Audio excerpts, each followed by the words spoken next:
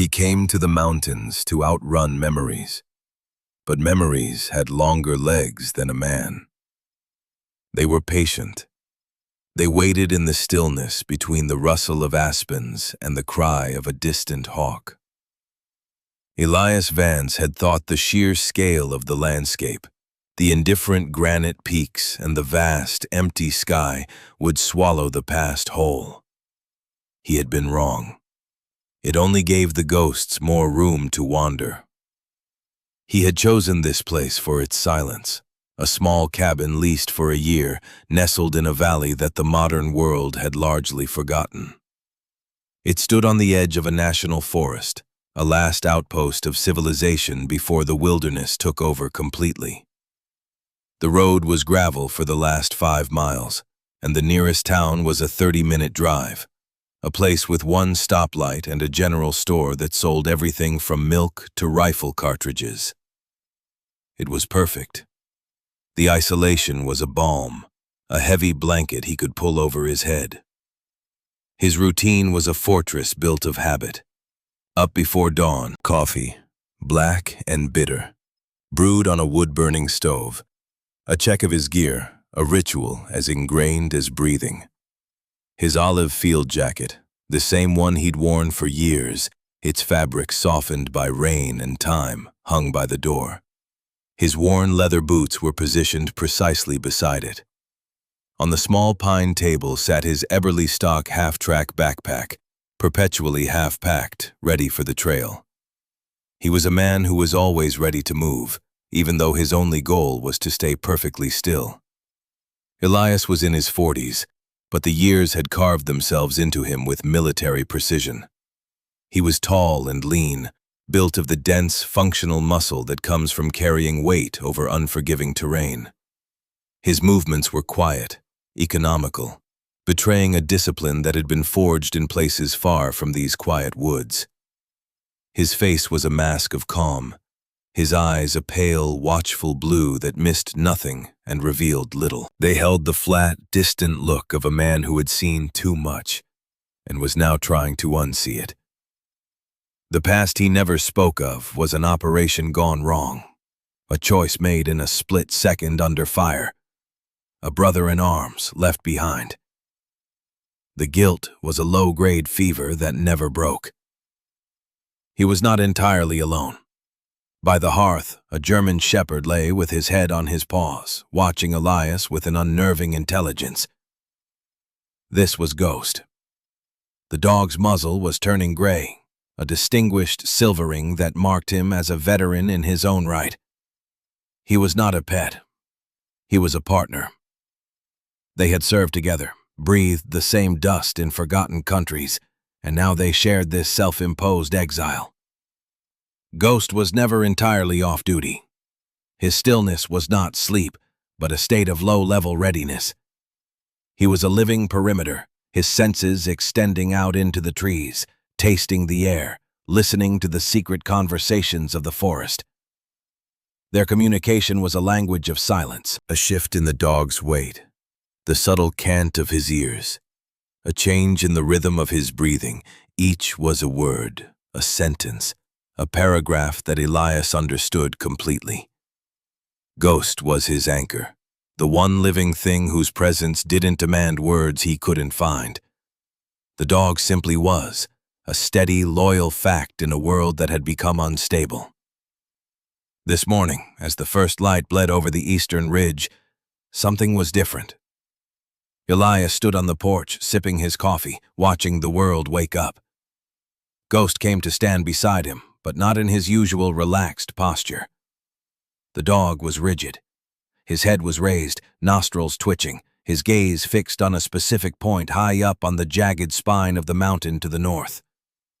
His breathing was shallow, a quiet huff of air that was not a sigh of contentment, but a note of inquiry. Elias followed the dog's gaze. There was nothing there but rock and stunted, wind-blasted pines. He'd hiked that ridgeline a dozen times. It was empty, unremarkable. But he did not dismiss it. He had learned long ago that Ghost perceived a version of the world that was invisible to him, a layer of information written in scent and sound that he could not access. The dog's instinct was a compass that had never been wrong. "What is it, boy?" Elias murmured, his voice rough from disuse.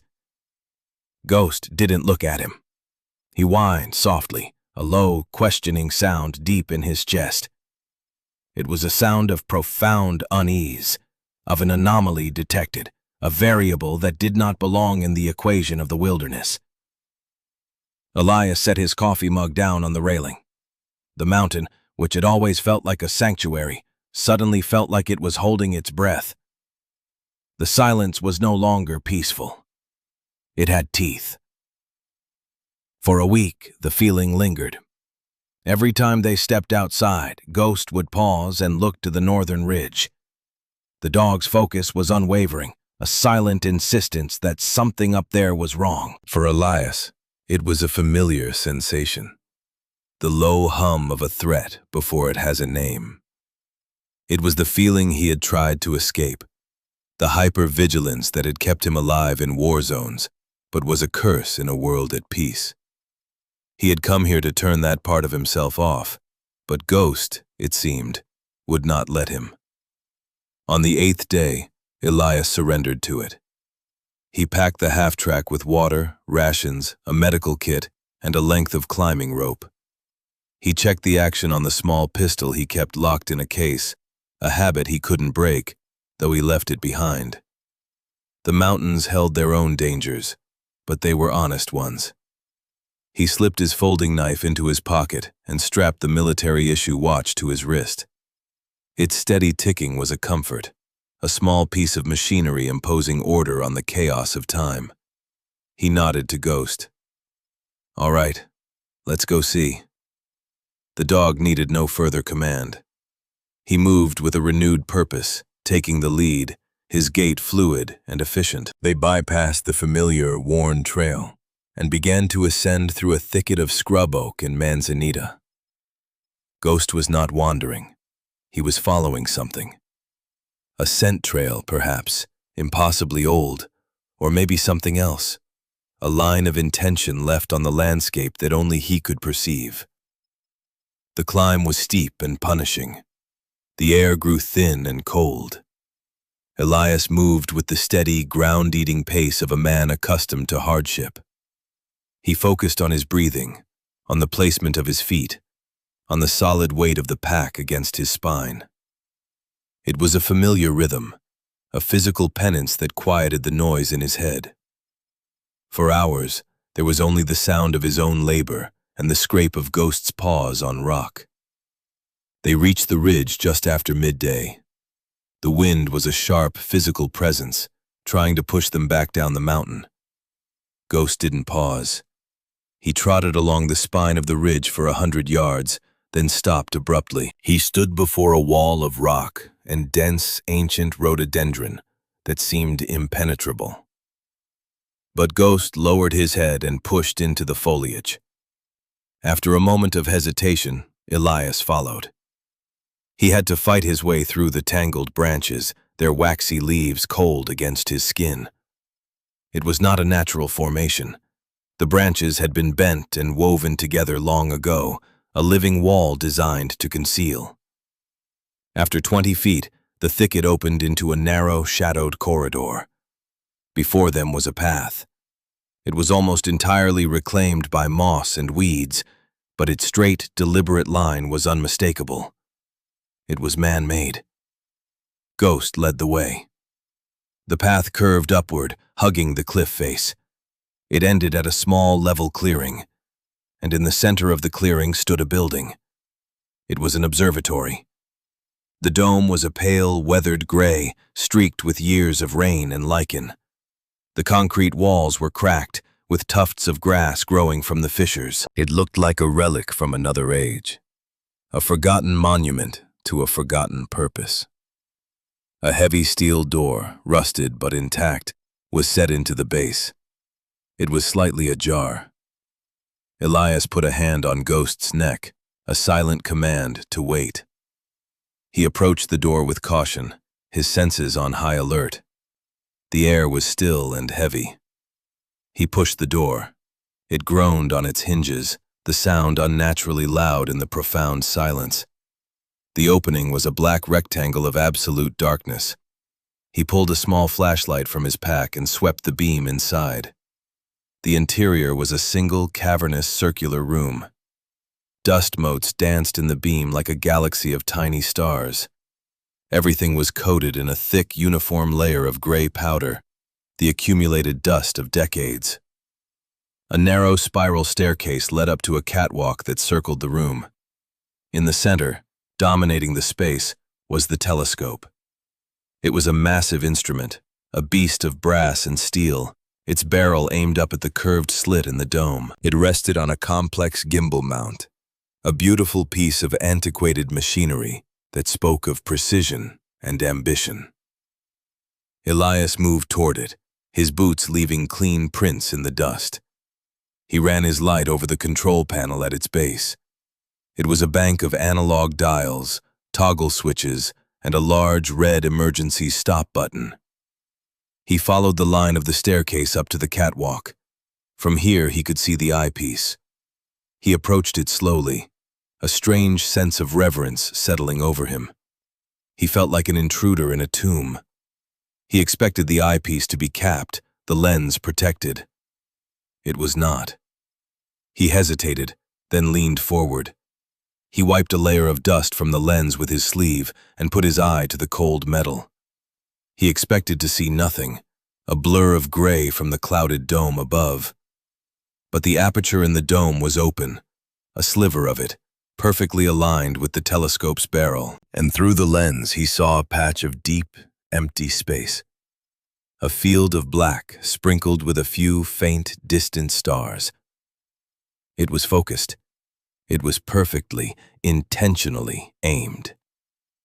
He pulled back, a chill running down his spine that had nothing to do with the cold. An abandoned observatory, a telescope still powered somehow after all these years. And aimed. Not at a nebula, not at a planet, not at a known star cluster. It was aimed at a seemingly insignificant patch of nothing. This was different. This was not the random decay of a forgotten place. This was a secret, left here like a loaded gun. Ghost, from the floor below, let out another low whine. He knew it too. They had not found a ruin. They had found a vigil. Elias descended the stairs and began a more systematic search. His training took over, the methodical sweep he had practiced 1,000 times. He ignored the main instrument and focused on the periphery. Tucked away in an alcove was a small workstation. A steel desk, a chair, and cabinets. The desk was covered in the same thick dust. He carefully brushed it away from a leather-bound logbook. He opened it. The pages were filled with neat, precise handwriting. But it was not astronomical data. It was columns of dates, times, and alphanumeric codes. The entries were terse, clinical. He flipped through the pages. The last entry was dated over 30 years ago. On that final page, below the last line of code, was a single hastily scrawled sentence. They know. God help us. Below the desk, he found what he was looking for. A small, locked maintenance panel. It was not rusted shut. The lock was clean. He used the tip of his folding knife to work the simple tumbler. It clicked open. Inside was not a junction box, but a small, lead-lined safe. The dial was set to a simple combination. He paused, thinking. Dates, times, coordinates. He looked back at the telescope, at the complex array of setting circles on its mount. He climbed back to the catwalk and read the coordinates from the declination and right ascension circles. They were finely calibrated, precise numbers. He committed them to memory and returned to the safe. He tried the declination numbers first. The tumblers clicked. He entered the right ascension. The handle turned. Inside the safe were not documents, but a series of photographic plates, the old glass kind, each carefully wrapped in oilcloth. and there was a small reel-to-reel tape recorder with a single tape threaded, ready to play. A small, self-contained battery pack was attached, its indicator light surprisingly, impossibly, green. He lifted the recorder out. It was heavy, military grade. He looked at the buttons. Play, stop, rewind. His finger hovered over the play button. The silence of the dome pressed in on him. This was the heart of it. This was what Ghost had led him to. This was the reason the telescope was still watching an empty patch of sky. He pressed play. There was a hiss of static, then a voice. A man, his breathing ragged. Log entry, final. The seismic data is conclusive. The charges were placed at grid points Gamma 3 and Delta 7. The geological survey was a fabrication. This wasn't a landslide. It was a demolition. They buried the whole town. They buried them all. The voice broke, thick with despair. The official story is a lie. I have the plates. The spectrograph doesn't lie. They used a deep earth explosive, something new. The signature is unmistakable. I'm transmitting the coordinates of the observation point to the secondary beacon. It's all I can do. A long pause, then a whisper. They're coming for me now. The telescope is aimed. If anyone finds this, look where it's looking. It's not looking at a star. It's looking at their ghost. The tape ended with a sharp click. Elias stood frozen, the cold weight of the recorder in his hand. A landslide. He knew the story. The Blackwood Creek disaster. A remote mining settlement, 100 souls, wiped out in a freak geological event 30 years ago. A tragedy, the official reports had said, an act of God. But it was a lie. He looked at the massive telescope, not as an instrument of discovery, but as a silent witness to a mass murder. And it was still on watch, still pointing. But what was it pointing at? A secondary beacon? A ghost? He needed context.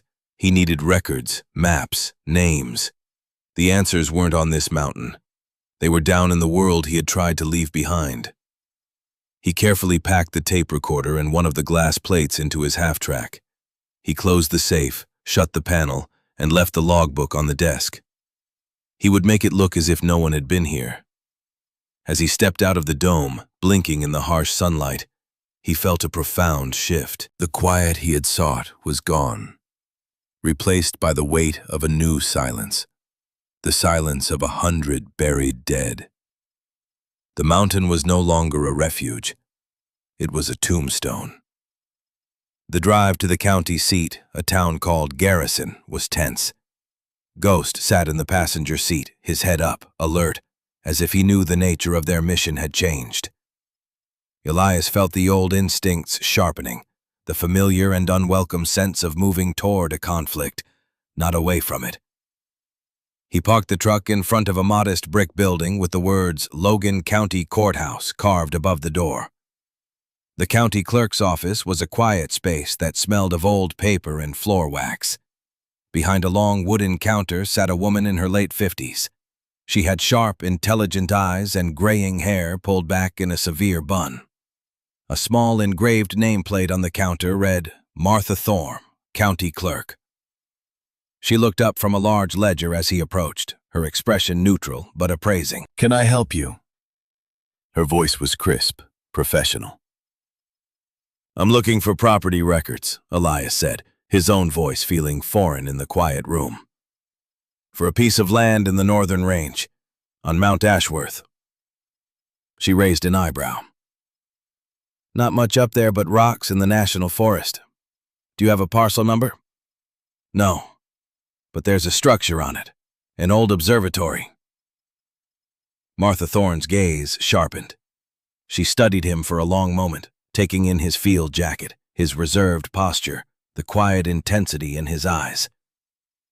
The old Celestine Observatory. Hasn't been in use for 30 years. What's your interest in it? I'm a hiker. I came across it. I'm curious about its history. It was a weak cover, and he knew it. She didn't seem to buy it, but she turned to a large map cabinet behind her. Curiosity is a fine thing, she said, her back to him. Keeps the mind from rusting. She pulled out a drawer and unrolled a large, detailed topographical map. Her long, slender finger traced a path up the mountains he had just climbed. Here it is, Parcel 73 Delta. It's a private holding, surrounded by federal land. An oddity. She moved to a computer, her fingers clicking on the keyboard with practiced efficiency. The land was deeded in the late 1950s to something called the Ethelred Research Foundation. They built the Observatory. Then about 30 years ago, the foundation was dissolved. Its assets, including the land, were absorbed by its parent company, a multinational corporation called Geodyne Industries.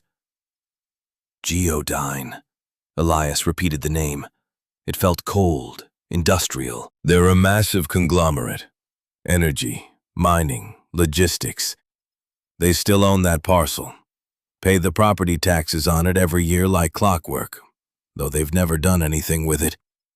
We send the bill to a corporate office in a skyscraper 3 states away. She turned back to him, her expression unreadable.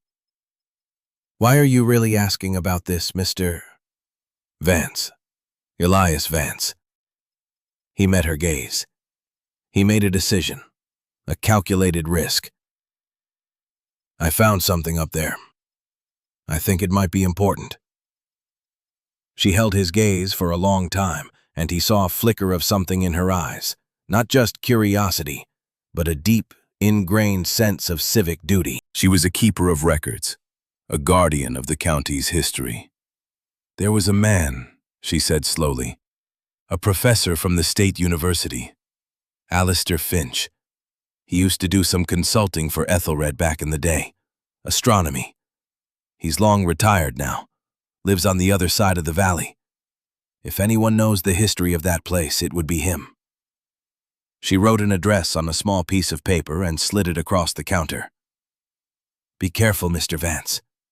Geodyne is not the kind of company that likes people poking around its assets, especially forgotten ones.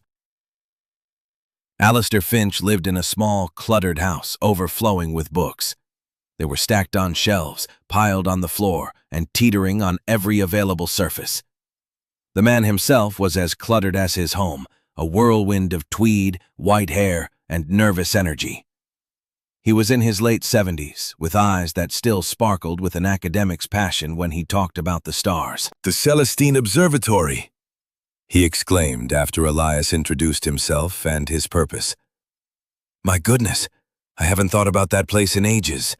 A magnificent instrument for its time, a 36-inch Cassegrain reflector, a real beauty. But the foundation, Ethelred, they were always a bit strange. They sat in his study, a small island of 2 armchairs and a sea of books. Elias felt Ghost shift at his feet, the dog's presence a silent, grounding weight. What was strange about them? Elias asked. Their funding was immense, but their published output was negligible, Finch explained, leaning forward, his excitement growing. They claimed to be searching for extrasolar planets, a fool's errand with the technology of the day. But the equipment they had, some of it was classified. Military-grade spectrographs, advanced radio receivers, things you don't need for basic astronomy. The rumor was it was a skunk works, a front for something else. But I was just a consultant. They paid me to calibrate the optics, not to ask questions. Elias took out a folded piece of paper from his pocket. He had written down the coordinates from the telescope's mount. Do these mean anything to you? Finch put on a pair of thick glasses and studied the numbers. He frowned. Right ascension 14 hours 15 minutes. Declination plus 22 degrees. That's... He trailed off and stood up, pulling a heavy leather-bound star atlas from a shelf. He flipped through the pages. his finger tracing lines across the charts. Here we are, the constellation Boötes, but these specific coordinates, there's nothing there. It's a patch of empty sky, no notable stars, no nebulae, no galaxies. It's black. The man on the tape said it wasn't looking at a star, Elias said quietly. He said it was looking at their ghost. Finch looked up from the atlas, his eyes wide. What tape? Elias made another choice. He pulled the small recorder from his pack and set it on the table between them. He played the recording again. As the desperate voice of the unknown scientist filled the dusty room, Alistair Finch sank back into his chair, his face growing pale. When it was over, the silence was heavy and profound. Blackwood Creek, Finch whispered. I remember that. It was all over the news. A terrible tragedy. They said the mountain was unstable, that a week of heavy rains had triggered it. The tape says it was a demolition, Elias stated. He mentioned photographic plates, a spectrograph. Finch's eyes suddenly lit with understanding. My God, of course. A spectrograph breaks light down into its component parts. Every element, every chemical, has a unique spectral signature. If they used a specific type of explosive, its chemical residue would be vaporized into the atmosphere. A powerful enough telescope with the right kind of spectrograph could detect that signature in the light that passes through that patch of sky. The light from the stars behind it would be filtered by the residue. He wasn't looking at the sky. He was looking through it. The ghost wasn't an object. It was a chemical echo. A fingerprint. The audacity of it struck Elias. To use an observatory not to look out at the universe, but to look up at the air just above their heads, to find the evidence of a crime hanging in the sky itself. He also mentioned a secondary beacon, Elias said. The telescope is aimed at the coordinates. Could it be a receiver? Or a transmitter? Possibly, Finch mused. The technology existed. A tight beam laser or microwave transmitter. He could have been sending the telescope's data to a hidden receiver. The coordinates wouldn't be the location of the receiver, but the direction of the transmission. He aimed the whole observatory like a rifle. A new piece fell into place. Find the receiver, and you find the rest of the evidence. But the area those coordinates pointed to was a vast, remote section of the national forest. It would be like looking for a needle in a continent-sized haystack. Is there anything else you remember about the observatory? Elias asked. Blueprints, schematics, anything that might show a hidden room or power source. Finch thought for a moment, then his eyes lit up. The power source. That was another oddity. The observatory was off-grid. They had a massive diesel generator for primary power, but they also had a secondary system. Something experimental. A radioisotope thermoelectric generator. An RTG. A nuclear battery, essentially. The kind they use for deep space probes. It would provide a low, steady current for decades. It was designed to power the essential systems in case of a primary failure. The tracking motors for the telescope, the environmental controls for the sensitive equipment. And maybe a hidden transmitter, Elias finished. The impossible green light on the tape recorder's battery pack suddenly made sense. It wasn't a conventional battery. It was drawing power from the same source that had kept the telescope aimed for 30 years. Armed with this new knowledge, Elias returned to the mountain. He felt a sense of urgency now, a feeling that he was racing against a clock he couldn't see. He took Ghost with him, but this time they were not just exploring. They were on a mission. Back inside the cold, silent dome, the atmosphere felt different. It was no longer a place of quiet decay. It was an active crime scene. Elias went straight to the workstation and began a more thorough search. He ran his hands along the underside of the desk, along the back of the cabinets. Behind a heavy filing cabinet, his fingers found a slight indentation in the concrete wall. He pushed the cabinet aside. It was heavy, but it moved. Behind it was a small, flush-mounted steel door, painted to match the concrete. There was no handle, only a small keyhole. He didn't have the key. He looked around the room, his eyes scanning for anything out of place. His gaze fell on the heavy leather logbook on the desk. He picked it up, feeling its weight. He ran his thumb along the edge of the thick cover. A small section felt loose. He worked his knife into the seam and pried it open. Taped inside the cover was a small, flat key. The key fit the lock. The door opened into a small, dark closet. The air that wafted out was cool and dry. Inside was what he was looking for. Not just logbooks, but boxes of them, and shelves of reel-to-reel tapes, each meticulously labeled with dates and codes. At the back of the closet was a powerful shortwave radio transmitter, wired directly through the wall. And on a small shelf above it, a single bound report. The title on the cover read, Project Chimera, Final Geological Assessment and Yield Analysis. He opened the report. It was filled with geological maps of the Blackwood Creek Valley, but overlaid on the maps were blast radiuses, yield calculations, and seismic projection models. It was the complete plan for the demolition. A handwritten note on the first page read, Mineral rights secured. Sublevel deposits exceed all projections. Proceed with reclamation protocol. It was signed by the director of the Ethelred Foundation. Reclamation protocol. That's what they called it. Wiping a town off the face of the earth for the mineral rights beneath it. He flipped to the back of the report. There was a list of personnel. One name caught his eye. A junior geologist on the survey team. A young man named Michael Vance. His father. The air left his lungs. He sank back on his heels, the report in his hands. His father had been a geologist for a big corporation. He died in a car accident when Elias was a boy, not long after the Blackwood Creek disaster. It had been ruled an accident. Elias stared at his father's name on the page, and a lifetime of carefully constructed memories began to crumble. His father wasn't just on the team. Tucked into the back of the report was a memo, a dissenting opinion, a desperate plea from his father arguing against the reclamation protocol, citing the instability of the rock and the risk to the town. He had known. He had tried to stop it. Suddenly a noise from outside broke the silence, the crunch of tires on gravel.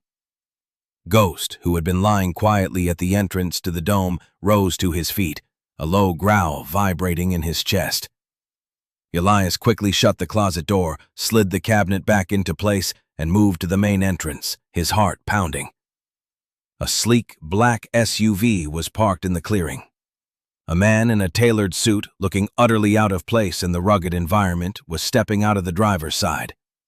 He was in his late 40s, with a handsome, confident face and an easy smile that didn't reach his eyes. He walked toward the observatory with the unhurried air of a man who owned everything he surveyed.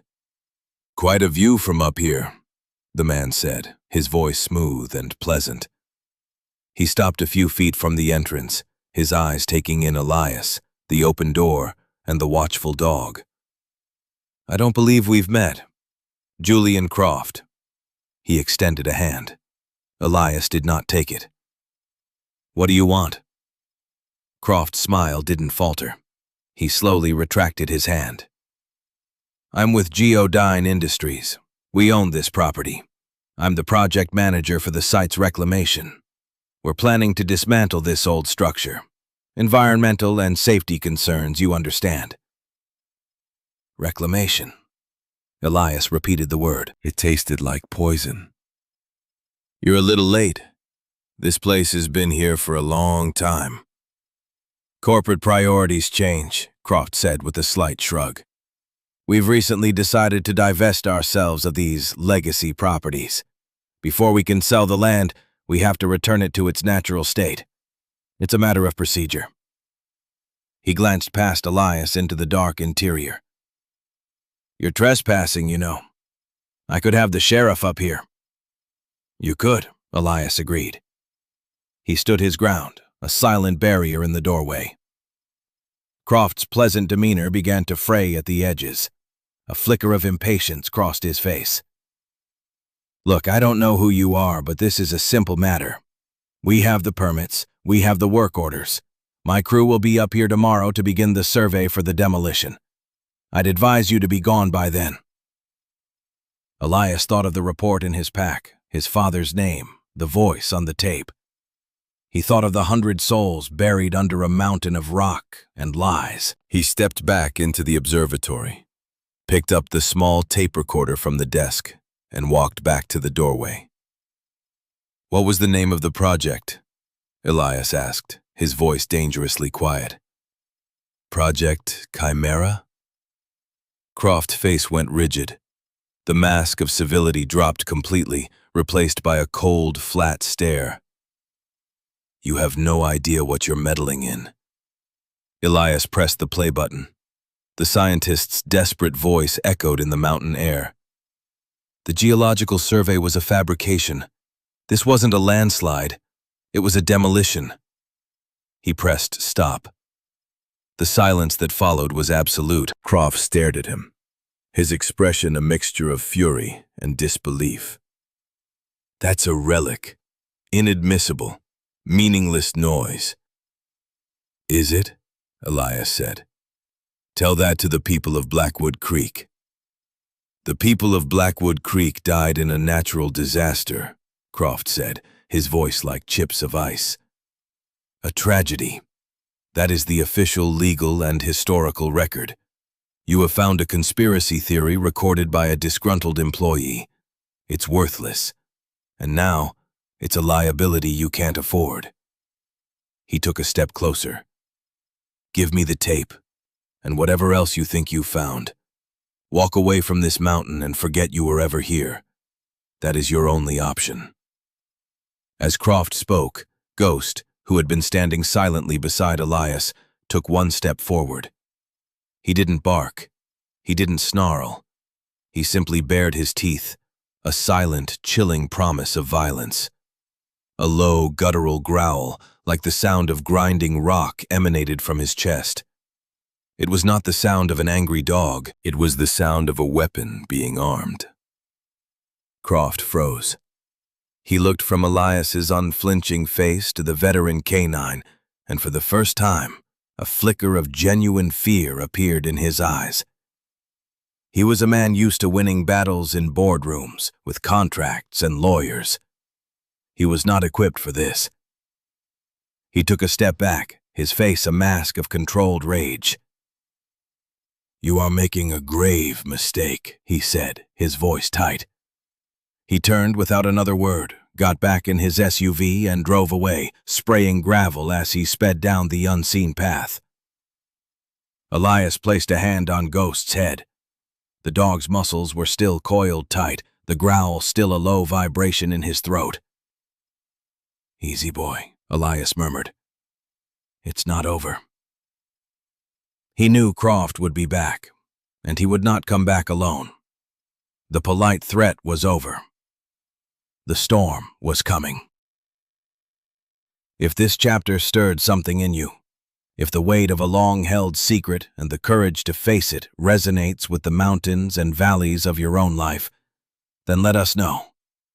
The world is full of forgotten truths, waiting for a voice. Sometimes the Lord asks us to stay and listen, to be a guardian for a story that must be told. It is in these moments of quiet resolve that our true purpose is often found. Take a moment to like, share, and leave a comment below. Subscribe to our channel so we can continue to unearth these stories of faith and fortitude together. The sky began to change that afternoon. The brilliant, high-altitude blue gave way to a bruised, hazy gray. The wind, which had been a steady presence, died down to an unnerving stillness. The air grew thick and heavy, charged with an energy that made the hairs on Elias's arms stand up. A storm was rolling in, a big one, just as the weather service had predicted. Croft would use it as cover. Elias didn't leave the mountain. To leave now would be to abandon the truth, to abandon his father's last act of defiance. It would be a repeat of the failure that had haunted him for years, the memory that hunted him in his sleep. A dusty street, the scent of diesel and fear, and his friend bleeding out, calling his name while Elias followed orders, securing the objective, choosing the mission over the man. Not again. This time, he would stay. He spent the remaining hours of daylight preparing. He brought the most critical evidence, the Chimera report, the tape recorder, and a few of the key logbooks, from the hidden closet to the main control room, packing them carefully into his half-track. The rest he left concealed.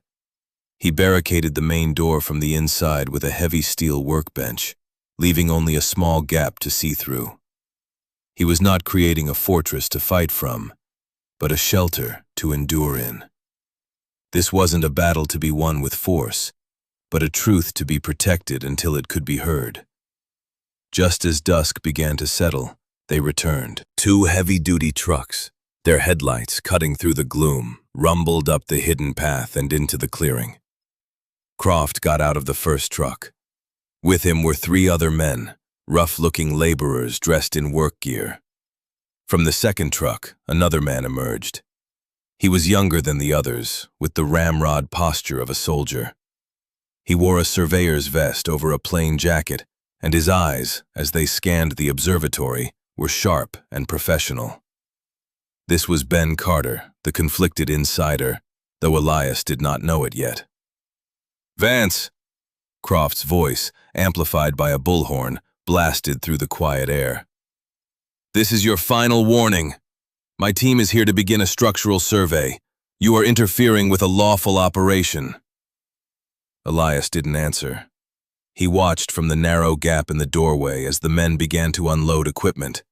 Generators, heavy-duty cutting torches, and a portable winch. Their intent was clear. They weren't here to survey. They were here to tear the place apart. The first drops of rain began to fall, fat and cold, splattering against the metal dome like pebbles. The wind picked up, moaning around the edges of the building. The storm had arrived. Croft gave an order and 2 of his men started toward the door, carrying a heavy steel ram. Ghost, at Elias's side, let out a deep, warning bark that echoed in the cavernous room. "Stay back!" Elias shouted, his voice carrying over the rising wind. "There are state and federal authorities on their way. This is a protected site now." It was a bluff, but a necessary one. He had tried to call Martha Thorne before the storm hit, but the signal was already dead. Croft laughed, a harsh, ugly sound carried on the wind. "Authorities? In this storm? No one is coming for you, Vance. By the time this weather clears, this place will be a pile of scrap metal, and you'll be a ghost, just like your precious story." The men hit the door with the ram. The steel shrieked, but the barricade held. They drew back and hit it again. The whole building seemed to shudder. Outside, the rain was coming down in sheets, and the wind howled like a living thing.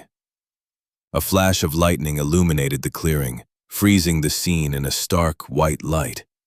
Croft, drenched and furious, the men straining with the ram, and the surveyor, Ben Carter, standing slightly apart, his face turned up to the storm, his expression unreadable. They hit the door a 3rd time, and one of the hinges tore loose. The door sagged inward.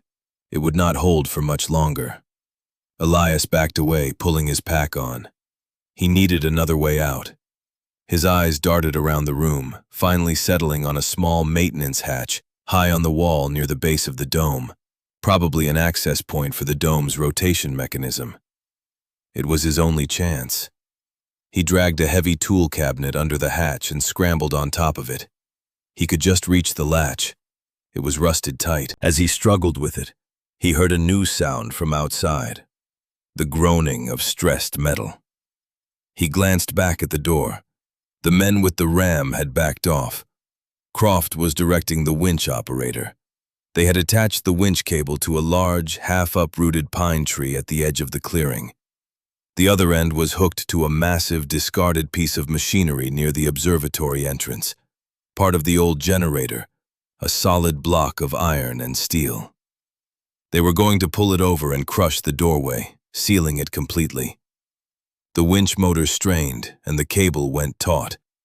The block of iron began to shift, scraping against the rock. Elias redoubled his efforts on the hatch, his fingers raw and bleeding. The latch finally gave with a sharp crack. He pushed the hatch open, revealing a dark, narrow crawl space. At that moment, the iron block outside gave way. It tipped, balanced for a heart-stopping second, and then began to fall directly toward the weakened door. Ghost, seeing the danger, barked frantically and lunged toward Elias. But the dog wasn't trying to escape.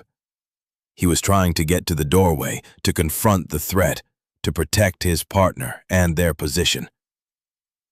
In that split second, as the shadow of the falling machinery blotted out the light from the doorway, time seemed to slow down for Elias.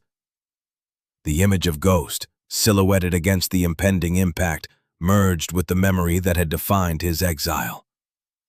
The face of his friend, Sergeant Rick Miller, covered in dust and blood, his hand outstretched. The order had been clear. "Leave him! Secure the high ground!" Elias had obeyed. He had secured the high ground. He had won the firefight. He had completed the mission. And he had left his friend to die alone. The past and present collided. The mission was the evidence in his pack. The objective was to get it out, to expose the truth. Loyalty was the dog in the path of the falling iron. This time, the choice was his. Not an order from a distant commander, but a command from his own soul. He didn't hesitate. With a raw cry, he launched himself off the cabinet, not toward the escape hatch, but toward the dog. "Ghost!" He hit the floor, rolled, and covered the distance in 2 desperate strides. He tackled Ghost, wrapping his arms around the dog's powerful body, using his own momentum to throw them both clear. They tumbled across the dusty concrete, just as the massive block of iron crashed through the doorway, with a deafening final roar of tortured metal. The frame splintered, the wall buckled, and the entrance to the observatory was obliterated, sealed by a tombstone of solid steel. A sharp, searing pain shot through Elias's left arm. A piece of flying shrapnel from the doorframe had struck him. He lay on the floor, gasping for breath, the adrenaline turning to a dull, throbbing agony. Ghost was on his feet, licking his face, whining with concern. The dog was safe. Elias pushed himself into a sitting position, cradling his injured arm. It was broken, he was sure of it. They were trapped. The evidence was trapped with them. By any tactical measure, he had failed. He had sacrificed the mission for his partner. He looked at Ghost, at the dog's worried, intelligent eyes, and he felt not regret, but a profound, startling sense of peace. The weight he had carried for years had lifted. He had stayed. Outside, the storm raged. Through the mangled remains of the doorway, he could hear Croft shouting in triumph, his voice faint against the wind. "It's done! It's sealed! Nothing gets in or out! We'll come back with a cutting crew after the storm and clean it up." The sound of the trucks starting their engines followed, then the fading noise of their departure. They were alone, trapped in the dark, wounded, with a storm trying to tear the mountain apart around them. Elias looked at the sealed doorway, then at Ghost, who sat faithfully at his side. He had lost. But he had also won the only battle that had ever truly mattered. The morning after was unnaturally quiet. The storm had broken at dawn, leaving behind a world washed clean and glistening. Inside the dome, a single beam of sunlight lanced through a crack in the sealed doorway, illuminating a swirl of dust. The air was cold and still. Elias had spent the night drifting in and out of a painful, feverish sleep. He had used a strip of canvas from his pack and a metal rod from a broken cabinet to fashion a crude splint for his arm. The pain was a constant, throbbing presence. Ghost had not left his side, a warm, living weight against his leg, a silent vigil in the dark. He had failed. Croft had won. The evidence was buried with them in this concrete tomb. He had made his choice, and he did not regret it, but the cost was the truth. The story of Blackwood Creek would remain a lie. The name of his father would remain a footnote in a buried report. He leaned his head back against the cold wall and closed his eyes, a bitter sense of resignation settling over him. That's when he heard it. A faint, rhythmic scraping sound from outside the sealed entrance. It was not the sound of wind or settling debris. It was deliberate. Ghost heard it too. The dog rose to his feet, his ears perked, a low growl rumbling in his chest. Elias pushed himself up, his body aching, and moved toward the sliver of light. "Hello?" a voice called out, muffled by the tons of metal and concrete. "Anyone in there? Vance?" Elias froze. He recognized the voice. It was the surveyor, Ben Carter. "I'm here," Elias called back, his voice hoarse. "What do you want?" There was a pause, then the scraping sound again. "I'm trying to clear a space. Just hold on." The scraping intensified, joined by the groaning of metal being levered. Elias waited, his heart pounding a slow, heavy rhythm against his ribs. After 10 minutes of grueling labor, a small gap opened up at the top of the blockage, wide enough to see a face. Ben Carter's face appeared in the opening, streaked with dirt and sweat. "You all right in there?" he asked, his breathing heavy. "My arm is broken," Elias said. "The dog is fine. Why are you here? I thought you left with Croft." Carter shook his head. "I doubled back. I saw what you did." He looked past Elias to where Ghost was standing. "My brother was in the 75th Ranger Regiment, KIA, Kandahar Province.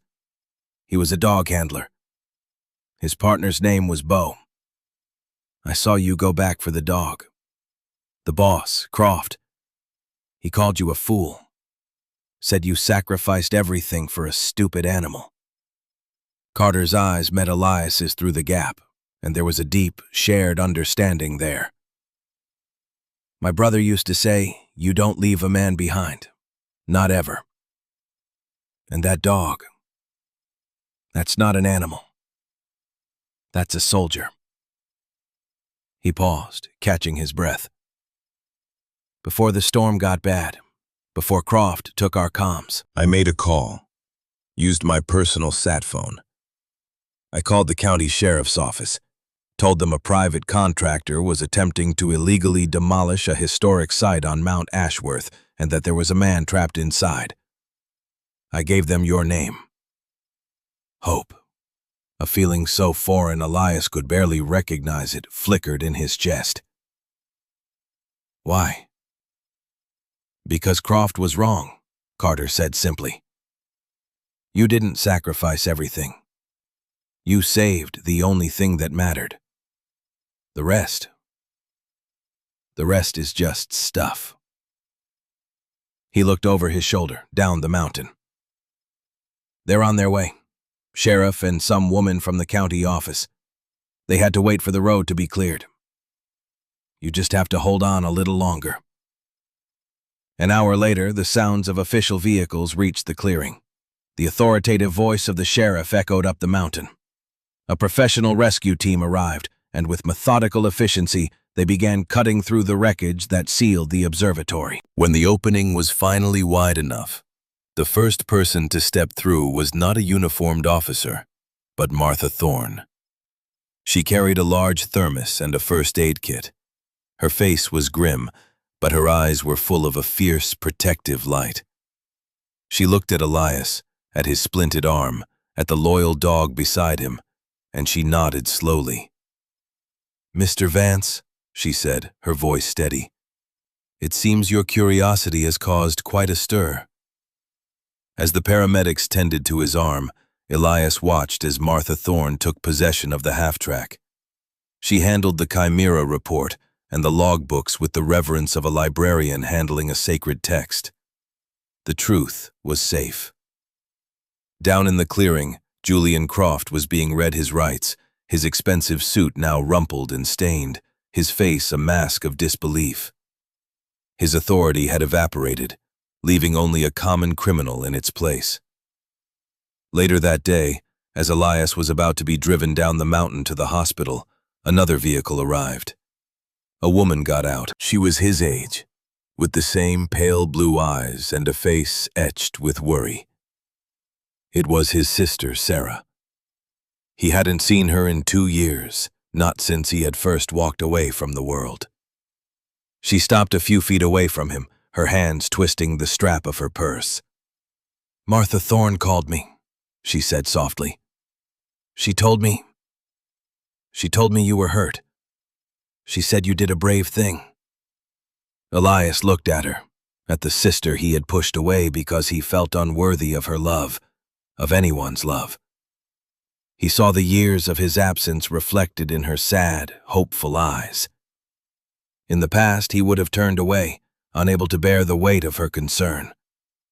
This time, he held her gaze. "I'm okay, Sarah," he said. And for the first time in a long time, it felt true. She closed the distance between them and wrapped her arms around him, careful of his splinted arm. He stood stiffly for a moment, an island of restraint, then slowly, tentatively, he raised his good arm and held her back. The long exile was over. He was home. The story of Blackwood Creek became a statewide scandal. The evidence from the observatory was undeniable. Geodyne's stock plummeted. The land was seized by the state as a crime scene. A formal project was established to create a memorial, to finally give the 100 victims a name and a place of remembrance. Elias did not leave the mountains. After his arm healed, he accepted a position offered by the county, a consultant for the newly formed Blackwood Creek Historical Preservation Team. His job was to help map the area, to use his skills not for war, but for reclamation of a different kind, the reclamation of memory. He bought the small cabin he had been leasing. It was no longer a place to hide, but a place to live. One evening, months later, he stood on the porch of his cabin, watching the sun set behind the peaks. Ghost sat beside him, his head resting on Elias's knee. The air was cool and clean. He looked north, toward Mount Ashworth. The observatory was still there, a silent gray dome against the darkening sky. It was no longer a tombstone, but a monument. A monument to a man who tried to tell the truth, and to the son who, 30 years later, finally made sure it was heard. He felt a sense of quiet settle over him, a peace that was not born of isolation, but of connection. He had found something on that mountain he hadn't even known he was looking for. A reason to stay, a purpose to serve, a way to forgive himself. The ghosts of the past were still there, but they no longer haunted him. They walked beside him now, as allies, their silence a reminder not of what was lost, but of what had been found. Sometimes, the quietest places hold the loudest truths. In the solitude of the wilderness, or in the silent chambers of our own hearts, there are stories waiting to be heard. We may walk in the wilderness to escape the weight of our past, to outrun the memories that chase us. But as Elias learned, God does not ask us to outrun our burdens, but to turn and face them with courage. The journey into the wild is often a journey inward, to the forgotten places where we have buried our deepest truths. If you are watching this while carrying the weight of a past silence, know that you are not alone. The path to redemption is not always a grand highway. Sometimes it is a hidden trail, revealed only by the loyalty of a faithful friend or the whisper of a long-forgotten story. The miracles are often quiet ones, the strength to stay when it is easier to flee, the courage to listen to a difficult truth, the choice to protect another before ourselves. This is God's work, happening not in the thunder and the earthquake, but in the still, small voice that calls us to be better than we were. May you find the courage to follow your own hidden path. May you have a loyal companion to walk beside you. And may you find that the truth you uncover brings not a heavier burden, but a lasting peace. May God bless you and keep you today and all your days. Share this story if it has moved you, and join our community as we continue to explore the quiet miracles that surround us all.